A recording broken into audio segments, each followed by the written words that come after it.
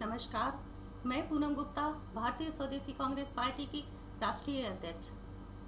आज हमारे प्रधानमंत्री जी गरीब कल्याण अन्न योजना में के प्रचार हेतु देशवासियों से रूबरू हुए।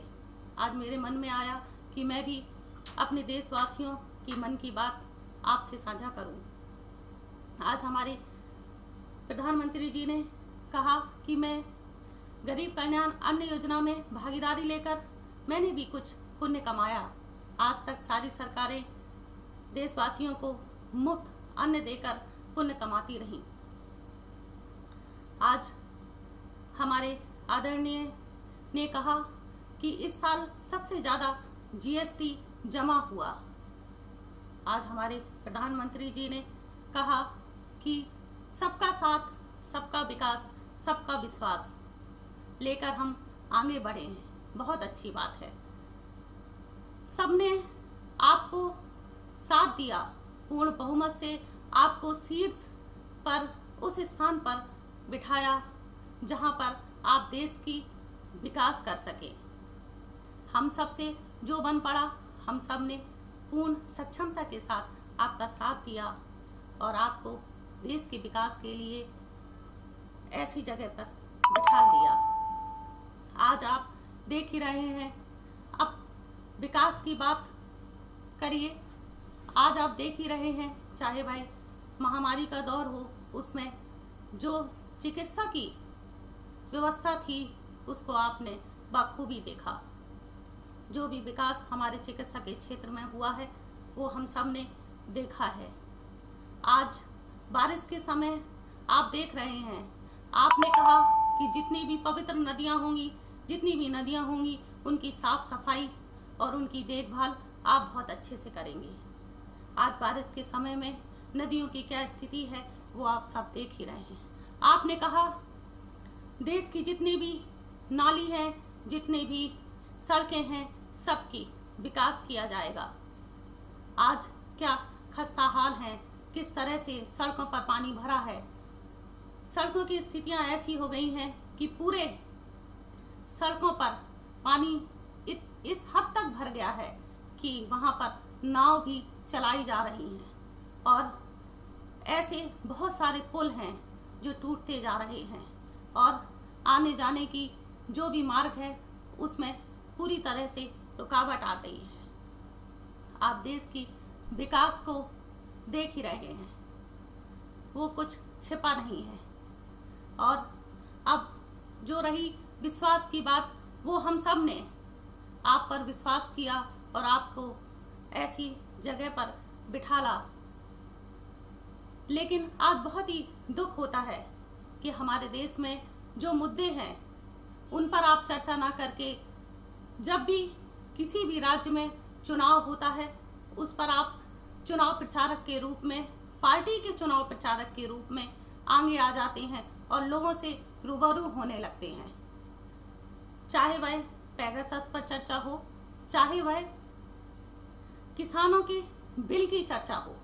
भले ही आपको लगता है कि किसान बिल जायज है, किसान बिल हमारे देश के लिए फायदेमंद है, लेकिन जिस तरह से आप चुनाव प्रचारक के रूप में हर राज्य में जाकर अपना लोगों से वार्ता करके अपना योगदान देते हैं, तो आप किसान बिल पर भी किसानों से चर्चा करके आप उनको बखूबी समझाइए कि इसमें क्या अच्छा है और क्या बुरा है, क्यों किसानों को ये बुरा लग रहा है।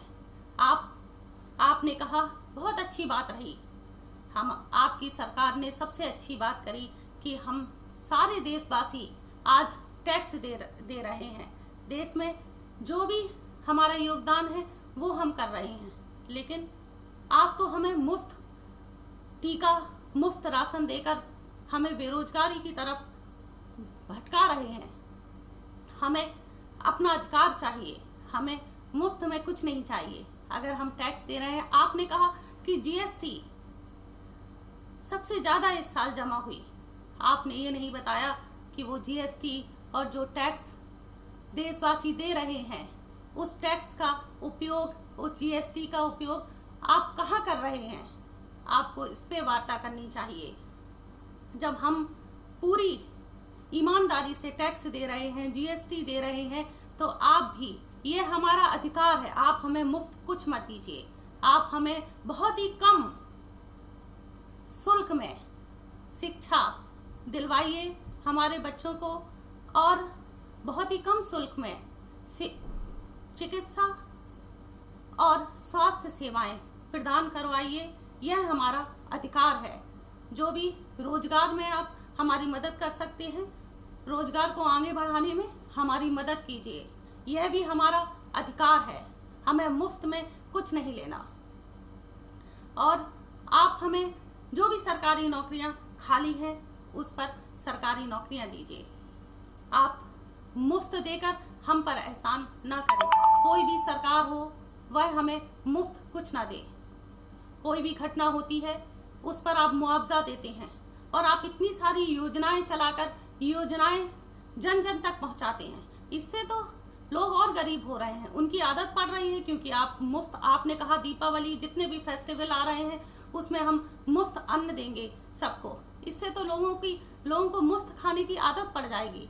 आप मुफ्त कुछ मत कीजिए। आपने कहा कि हम अपने देश को आत्मनिर्भर बनाएंगे। ऐसे तो जिस तरह से आप कोई घटना होती है हमारे देश में, आप मुआवजा देते हैं, ऐसे तो और घटनाओं की संख्या बढ़ती चली जाएगी। लोग सोचेंगे कि इस समय तो हमारे पास खाने के लिए नहीं है, तो हम चलिए 2 लोग मिलके ऐसी घटना करते हैं और जो मुआवजा मिलेगा वो आपस में बांट लेंगे। बहुत ही दुखद है। इसमें आप देश को आत्मनिर्भर नहीं, आप सरकार पर निर्भर बना रहे हैं। हमें सरकार पर निर्भर मत बनाइए। हमको मुफ्त कुछ मत दीजिए।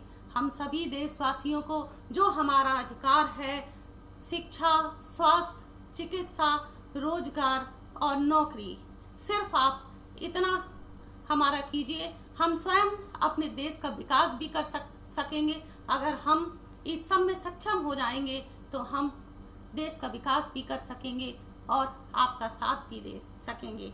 जिस तरह से हमने आपका साथ दिया और आप पर विश्वास जताया, उस तरह आप भी हमारे देश की विकास पर ध्यान दीजिए। आप चुनाव प्रचारक के रूप में मत आइए। आपको बहुत ही शीर्ष स्थान पर बैठे हैं। आपको सारे देश की विकास की बात सोचनी चाहिए। किस तरह से आप देश को आगे बढ़ा सकते हैं। सच में लोगों तक उनको भूखा रखकर अन्न मत दीजिए। आप वो स्वयं अपनी भूख को कैसे मिटा सके, कैसे वो अपने परिवार का लालन पालन कर सके, उन्हें उस लायक बनाइए। इसलिए कृपया करके सभी सरकारों से मेरा आग्रह है कि आप हमें मुफ्त कुछ मत दीजिए। जो हम टैक्स देकर आपको आपका साथ दे रहे हैं, आप उस टैक्स से हमें अच्छी शिक्षा, अच्छी चिकित्सा और रोजगार के अवसर और नौकरियां दिलवाइए, और जिससे हम आपका साथ और दे पाएं और अपने देश के विकास में सच में आगे बढ़ सकें और आगे बढ़ें।